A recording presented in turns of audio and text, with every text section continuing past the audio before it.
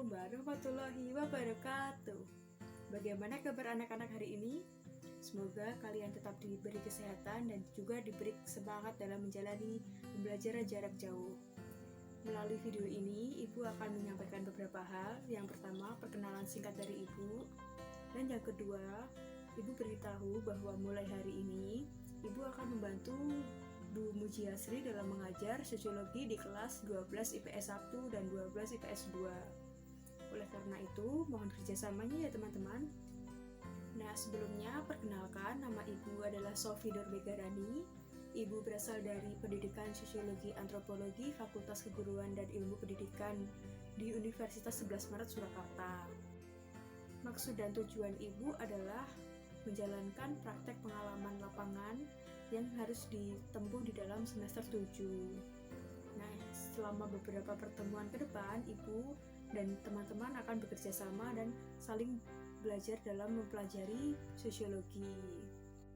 Itu saja perkenalan singkat dari Ibu. Seterusnya kita lanjutkan pelajaran pada pagi hari ini ya. Materi pada minggu lalu kan kalian sudah belajar tentang pengertian globalisasi, karakteristik globalisasi, faktor pendorong, dampak, dan juga teori-teori globalisasi. Nah, sekarang kita belajar tentang permasalahan sosial akibat perubahan sosial di tingkat lokal atau komunitas. Ibu mau tanya, apakah sebelumnya di sini ada teman-teman yang sudah membaca LKS atau buku pedoman yang lainnya? Tentu saja kalian tetap harus membaca dan rajin membaca sebab kalian harus mempersiapkan ujian yang akan ditempuh di hari depan. Balik ke materi kita hari ini yaitu permasalahan sosial akibat perubahan sosial di lingkungan masyarakat. Kenapa sih ada masalah? Nah, dari adanya globalisasi tentunya membawa dampak ya. Kalian sudah mempelajarinya di minggu lalu. Nah, dampak ini tidak melulu berupa dampak positif, bahkan bisa menjadi dampak negatif. Nah, dampak negatif di sini berujung kepada permasalahan. Nah, permasalahan ini berbagai jenisnya ya. Kita akan mempelajari permasalahan sosial itu ada 4. Yang pertama culture lack, yang kedua culture shock, yang ketiga itu kesenjangan sosial, dan ada juga disintegrasi sosial. Nah, kesenjangan sosial ini sama dengan bahasa lainnya itu ada ketimpangan sosial. Balik ke materi kita yang akan kita pelajari pada pagi hari ini, yaitu permasalahan sosial akibat perubahan sosial di masyarakat. Kenapa sih ada masalah? Nah, dari adanya globalisasi ini tentunya membawa pengaruh yang besar bagi masyarakat. Tetapi pengaruh itu tidak selalu bersifat positif, ada juga yang bersifat negatif. Nah, dampak dari globalisasi yang bersifat negatif ini akan berujung kepada permasalahan sosial. Nah, kita akan mempelajari 4 dari permasalahan sosial itu apa saja. Yang pertama culture shock, yang kedua culture lack, yang ketiga ada disintegrasi sosial, dan ada ketimpangan sosial. Nah, pada permasalahan sosial yang pertama yaitu kita sebut dengan culture shock. Nah, dalam bahasa Indonesianya ini adalah kegoncangan budaya. Jadi, suatu posisi atau suatu kondisi di mana masyarakat mengalami suatu goncangan kebudayaan. Nah, artinya adalah yaitu keadaan di mana seseorang atau masyarakat tidak siap menerima suatu kebudayaan baru yang datangnya itu bersifat secara tiba-tiba. Artinya tiba-tiba di sini adalah suatu kebudayaan itu yang sebelumnya tidak ada di dalam suatu lingkungan masyarakat, secara tiba-tiba datang dan masuk menjadi suatu kebudayaan baru dan masyarakat itu tidak siap menerimanya. Langsung saja kita ambil contohnya, seperti ketika ada orang orang yang tinggal di desa itu baru pertama kali datang ke perkotaan atau kota-kota besar. Nah, kita ambil contohnya di kota Jakarta atau kota besar yang lainnya ya. Nah, ketika orang desa itu datang ke kota Jakarta, nah maka dia akan mengalami suatu kekagetan atau suatu ketidaksiapan menerima kebudayaan yang ada di Jakarta. Karena apa? Tentu saja keadaan lingkungan sekitar di desa tempat asalnya dia berada itu sangat berbeda jauh dengan kondisi yang ada di kota Jakarta tersebut. Maka dari itu, si pengunjung yang datang dari desa ini akan mengalami suatu kekagetan. Nah, kekagetan yang ia alami ini bisa dari segi cara berpakaiannya. Orang yang ada di Jakarta kan berbeda jauh nih. Biasanya di desa hanya memakai kaos oblong, celana pendek itu sudah menjadi kebiasaan di antara mereka. Tetapi ketika dia datang ke Jakarta, mereka melihat orang-orang berpakaian rapi dengan jas atau berpakaian yang tidak lazimnya menurut mereka. Nah, itu menjadi suatu ketidaksiapan dalam menerima kebudayaan baru ketika dia datang ke lingkungan baru. Tidak hanya dalam segi berpakaian, dalam bahasa pun juga akan mengalami kekagetan. Setiap daerah kan memiliki bahasa daerah ya. Kalau bahasa daerahnya Jawa kan ya bahasa Jawa. Nah, biasanya kan orang desa itu memakai bahasa asli mereka untuk berkomunikasi satu sama lain. Nah, ketika dia datang di kota besar seperti Jakarta yang Ibu katakan tadi, mereka kan di Jakarta biasanya mayoritas menggunakan bahasa Indonesia formal. Nah, ada beberapa orang desa, orang pelosok, orang yang benar-benar asli dari desa itu tidak bisa menggunakan bahasa Indonesia, padahal dia sendiri tinggal di negara Indonesia. Oleh karena itu, jika dia tidak merasa siap datang ke kota baru dengan segala perbedaan pakaian, bahasa, kebudayaan, makanan, dia akan mengalami suatu goncangan di dalam jiwa, bahkan mentalnya dalam menghadapi perbedaan pola budaya dan lain sebagainya itu. Kemudian yang kedua adalah culture lag, artinya yaitu ketertinggalan budaya. Maksudnya ketertinggalan budaya ini apa sih? Artinya adalah suatu kondisi di mana salah satu komponen budaya tidak lagi bisa menyesuaikan diri atau beradaptasi dengan komponen budaya yang lainnya, yang kebudayaan lainnya tersebut sudah mengalami perubahan jauh sebelumnya. Nah, sebagai contohnya kita ambil peraturan merokok yang ada di perkotaan.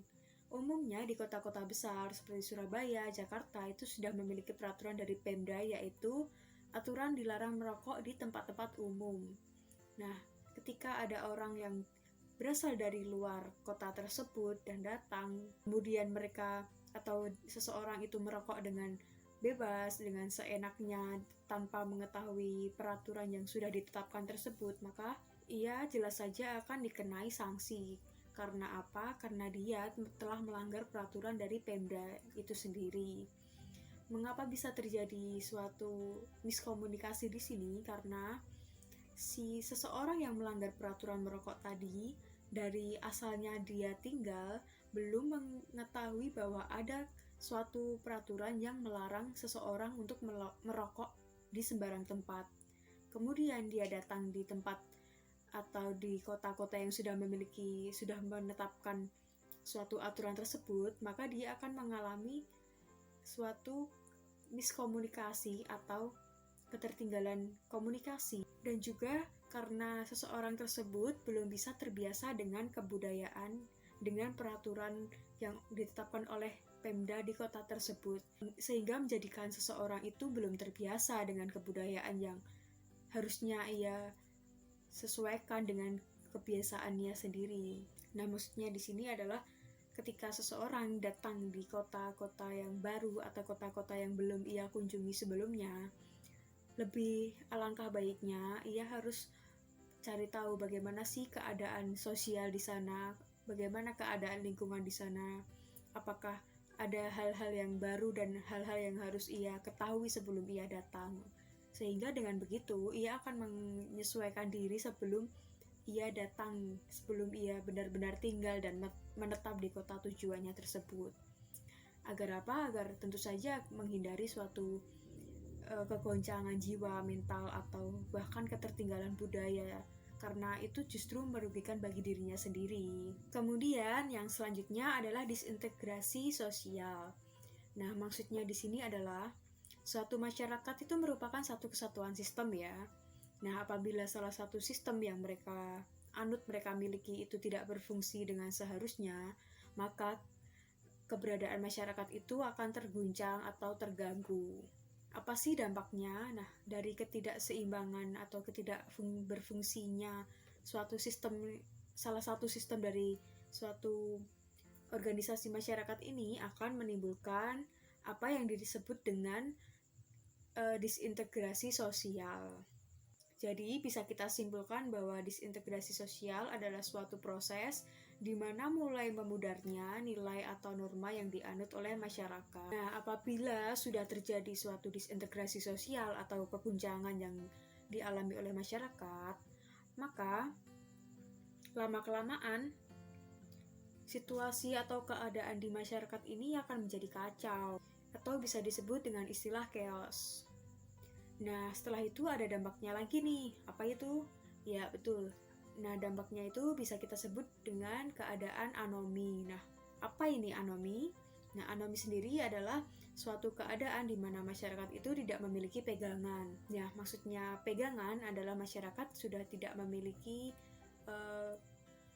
kepastian mana yang baik, mana yang buruk, dan tentu saja masyarakat tidak lagi mengenali batasan mana yang baik dan mana yang benar.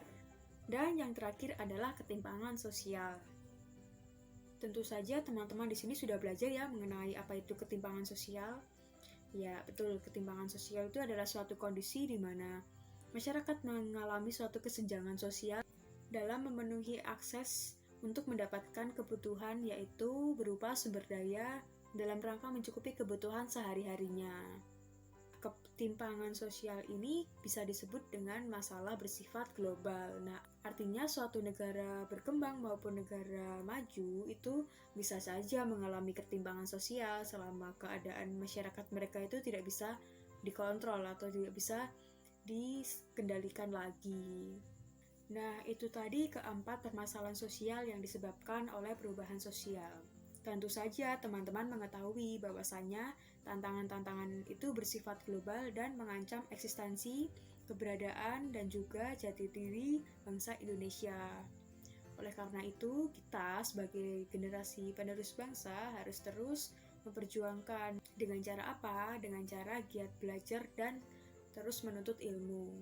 Oleh karena itu, untuk teman-teman tetap semangat belajar meskipun kita sedang mengalami suatu keadaan yang tidak bisa melakukan pembelajaran secara langsung. Terima kasih sudah menyimak video pembelajaran kita pada hari ini.